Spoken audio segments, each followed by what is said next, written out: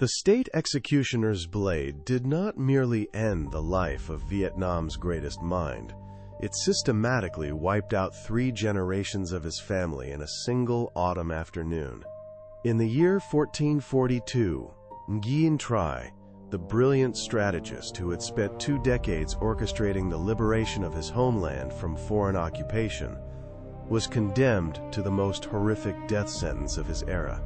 His crime was a highly contested conspiracy involving the sudden, mysterious death of a young king, a tragedy that court rivals eagerly weaponized to destroy him.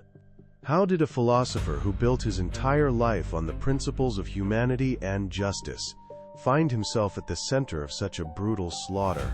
To understand this paradox, we must look beyond the simplified myth of a national hero and examine the dangerous intersection of intellectual idealism and raw medieval power. Nguyen Trai was not just a poet or a politician. He was a multi-dimensional strategist who attempted to govern a newly reborn nation using the weapon of moral philosophy. His life represents one of the most intellectually sophisticated yet tragic chapters in Southeast Asian history, where the pen and the sword fought a continuous battle for the soul of Viet. By examining his rise and fall, we uncover a story of geopolitical survival, psychological warfare, and the perilous fate of intellectuals who dare to advise kings. This is not a simple tale of good versus evil, but a complex historical puzzle of a man who was too modern for his time, trapped in a courtly web of jealousy, paranoia, and shifting alliances. Why did the very dynasty he helped establish turn on him with such unprecedented ferocity? The answer lies in the deep ideological fractures of 15th century Vietnam, a period when the nation was trying to redefine its identity after decades of brutal foreign occupation. As we peel back the layers of court propaganda and historical records, we find a man whose ideas about governance, human rights, and diplomacy were centuries ahead of his contemporaries. His tragedy was not just personal, it was a systemic failure of a medieval state unable to tolerate a thinker who believed that the true power of a ruler lay not in the sharpness of his sword, but in the welfare of his people. Let us journey into the heart of this historical mystery, exploring how a scholar's brush became more powerful than an empire's army, and why that same brush ultimately signed his death warrant. To comprehend the world that shaped Nguyen Trai, we must travel back to the turn of the 15th century, a dark era of existential crisis for Vietnam. In 1407, the Chinese Ming dynasty, ruled by the ambitious Yongle emperor, launched a massive invasion of Viet under the pretext of restoring the deposed Tran dynasty. Instead of restoring the old order, the Ming forces established a brutal direct administration, aiming to systematically erase Vietnamese cultural identity. This was not a typical military occupation. It was a deliberate campaign of cultural assimilation. The Ming administration confiscated and burned priceless Vietnamese books, forced the local population to adopt Chinese dress and hairstyles, and systematically plundered the land of its natural resources, from gold and pearls to sacred artifacts. Nguyen Trai, born in 1380 into a highly distinguished family of scholars and aristocrats, watched his world shatter. His father, the renowned scholar Nguyen Phi Can, was captured by the Ming forces and dragged north into exile in China, never to return. Family tradition holds that at the border, his father told him to turn back and avenge the country, rather than weeping like a helpless child. Nguyen Trai returned to an occupied land, his mind fueled by a potent mix of personal grief and Confucian duty. He spent years wandering the countryside, observing the immense suffering of the peasantry under the Ming yoke. This period of forced exile within his own country was crucial. It transformed him from an elite court scholar into a populist philosopher. He saw that the previous Vietnamese dynasties had failed because they had lost the support of the common people. He realized that any successful resistance could not rely solely on military force. It required a profound moral and cultural awakening. The Ming occupation, while devastating, unwittingly created the intellectual crucible from which Vietnam's greatest resistance strategy would emerge. Nguyen Trai understood that to defeat a global superpower like the Ming, The Vietnamese needed more than weapons. They needed an ideological framework that proved their cultural and moral superiority. He studied classical military texts, but filtered them through a unique lens of local Vietnamese identity and Neo-Confucian ethics, preparing himself for the moment he would find a leader capable of turning his theories into reality. This period of silent observation and intellectual preparation laid the foundation for a revolutionary doctrine that would change the course of Southeast Asian history forever. That leader emerged in the rugged mountains of Thanh Hoa province.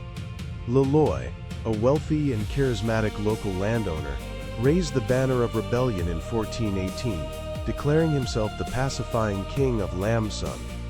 Hearing of this uprising, Nguyen Trai traveled through enemy-controlled territory to join him. When the two men finally met, it was a convergence of two distinct worlds. Le Loi, the pragmatic, battle-hardened warrior of the soil, and Nguyen Trai, the brilliant, visionary intellectual of the court. Nguyen Trai presented Le Loi with a legendary strategic document known as the Binh Ngo Sach, or the Strategic Plan for Pacifying the Wu. This was not a simple military manual. It was a comprehensive political, psychological, and philosophical blueprint for asymmetrical warfare. Nguyen Trai argued that the key to defeating the Ming lay not in direct conventional battles where the enemy held overwhelming superiority, but in winning the hearts and minds of the population. He coined the famous maxim, "To conquer the enemy, first conquer their hearts." Under his guidance, the Lam Sơn rebels adopted a strategy of active retreat, guerrilla warfare, and deep integration with the local peasantry. Nguyen Trai also understood the power of psychological warfare in an era dominated by superstition and belief in the mandate of heaven. Scholars believe he orchestrated ingenious propaganda campaigns to boost morale and recruit soldiers. One famous legend describes how he had his followers write messages on tree leaves using grease or honey, spelling out, "Le Loi is king, Nguyen Trai is his advisor." When ants ate through the grease, they left behind perfectly carved letters, convincing the superstitious peasantry that the heavens themselves had ordained their rebellion. Beyond these legends, the historical reality was even more impressive. Nguyen Trai managed the rebellion's diplomatic correspondence, writing letters to Ming commanders that were masterpieces of psychological manipulation. He exposed the moral bankruptcy of the occupation, sowed division among the enemy generals, and offered them honorable ways to surrender, all while building a unified Vietnamese national consciousness that transcended regional divisions. For 10 long years, through freezing winters in the mountains and periods of near starvation where they had to eat grass and roots, this partnership of sword and mind endured, gradually turning a desperate local rebellion into an unstoppable national movement that shook the foundations of the Ming Empire. The climax of this decade-long struggle arrived in the late 1420s, as the Lam Sơn forces closed in on the Ming stronghold of Dong Quan, modern-day Hanoi. The Ming sent massive reinforcement armies under the command of General Lu Thang to crush the rebellion once and for all. In a series of brilliant military maneuvers guided by Nguyen Trai's strategic insights, the Vietnamese forces ambushed and killed Lu Thang at the Chi Lang Pass. With their reinforcements destroyed and their spirits broken, the remaining Ming forces in Dong Quan under General Vuong Thong were completely surrounded. At this critical juncture, many Vietnamese commanders demanded a final, bloody assault to slaughter the trapped enemy and avenge decades of occupation. Nguyen Trai strongly opposed this. He argued that a massacre would only provoke the Ming Empire into launching another, even larger invasion to avenge their honor. Instead, he advocated for a peaceful resolution. Through a series of extraordinary letters, Nguyen Trai convinced Vuong Thong that surrender was his only logical and honorable option. He offered the Ming forces safe passage home, even providing them with thousands of horses, ships, and food supplies for their journey. This was an act of supreme diplomatic genius. It achieved total victory, saved countless Vietnamese and Chinese lives, and guaranteed long-term peace by allowing the Ming Empire to save face. Following the departure of the occupying forces in 1428, Nguyen Trai drafted the Binh Ngo Dai Cao, or the Great Proclamation upon the pacification of the Wu. This document is widely considered Vietnam's first true declaration of independence, and a masterpiece of world literature. In it, Nguyen Trai did not merely celebrate a military victory, he articulated a profound philosophical definition of Vietnamese nationhood.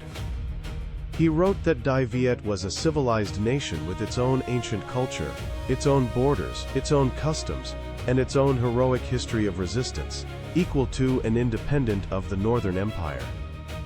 Crucially, he declared that the ultimate goal of the state was not imperial glory, but the peace and happiness of its people, stating that the essence of humanity and justice lies in securing the peace of the citizenry. This was a revolutionary statement in the 15th century, placing the welfare of the common people at the very center of national sovereignty. It marked the absolute peak of his career, a moment when his philosophical ideals were perfectly aligned with the birth of a new era, proving that the pen could secure a peace that the sword alone could never guarantee. However, the peace that Nguyen Trai fought so hard to establish proved to be a dangerous environment for an intellectual. With the war won, the unified front of the Lam Sơn Rebellion quickly fractured into bitter court factions. The new Lê Dynasty was dominated by military generals from the Thanh Hoa region, men who had won the war on the battlefield but lacked Nguyen Trai's deep education and administrative vision. These military elites viewed the civilian scholars, particularly those from the northern delta, like Nguyen Trai, with deep suspicion and jealousy. They feared the influence of Confucian intellectuals, who advocated for rule of law, administrative reform, and the curtailment of military privileges. Le Loi, now King Le Tai Tu, grew increasingly paranoid in his later years, fearing that his former generals and advisors might attempt to usurp his throne. Several key heroes of the revolution, including Tran Nghien Han and Pham Van Chau, were executed or forced to commit suicide under false accusations of treason. Sensing the deadly shift in the political wind, Nguyen Trai made a strategic retreat of his own. He retired from active court life and withdrew to Con Son, a beautiful secluded mountain estate where his maternal grandfather had once lived. In this peaceful sanctuary of pine forests, bamboo groves and clear streams, Nguyen Trai returned to his first love, poetry. During this period of political exile, he composed many of the poems in his Quoc Amphitap, or the collection of national language poems. Written in Nam, the native Vietnamese demotic script, rather than classical Chinese, these poems offer a rare, intimate window into his soul. They reveal a man deeply disillusioned by the corruption and vanity of court life, finding solace instead in the purity of nature, the simple lives of peasants, and the quiet contemplation of Buddhist and Taoist philosophies. Yet, even in his retirement, he could not entirely sever his connection to the state. His sense of duty remained strong, and he continued to hope that the young dynasty would eventually embrace the path of enlightened, humane governance. This tension between his desire for personal peace and his unyielding sense of social responsibility defined his final years, setting the stage for a tragedy that would shock the nation and expose the brutal reality of court politics. The tragedy struck with sudden, devastating force in the summer of 1442. The young king, Le Tai Tong, who had succeeded his father Le Loi, visited Nguyen Trai at his Con Son retreat. During his stay, the king became highly impressed by Nguyen Thi Lo, Nguyen Trai's highly educated and politically astute concubine. When the king departed for the capital, he requested that Nguyen Thi Lo accompany him.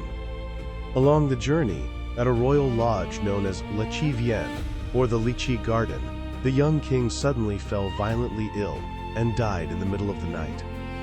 Court rivals of Nguyen Trai immediately seized upon this tragedy.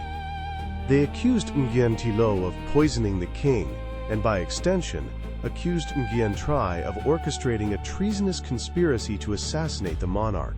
Without a fair trial or any credible evidence, The court sentenced Nguyen Trai to the most extreme punishment in the legal code. Tru Di Tam Tak, the execution of 3 generations of his family. His wives, children, grandchildren, and close relatives were rounded up and systematically executed alongside him.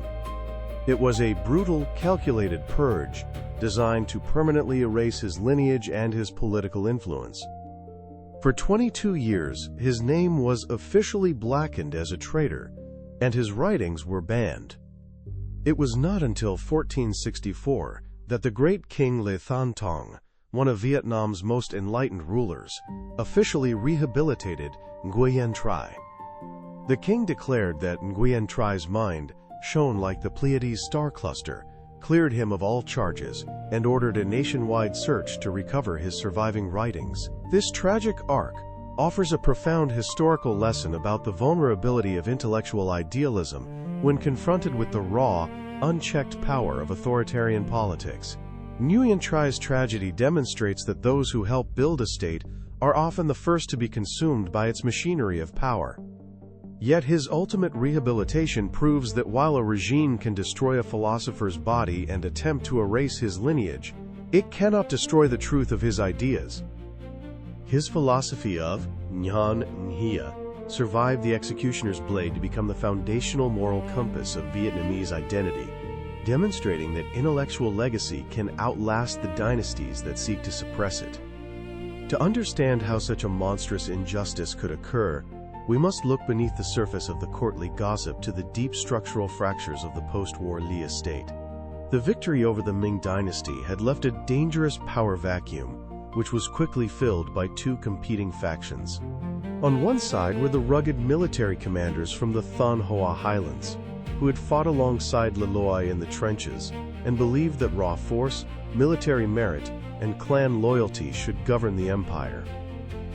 On the other side were the civil bureaucrats and Confucian scholars, led by Nguyen Trai, who argued for a rule of law, administrative meritocracy, and the moral restraint of military power.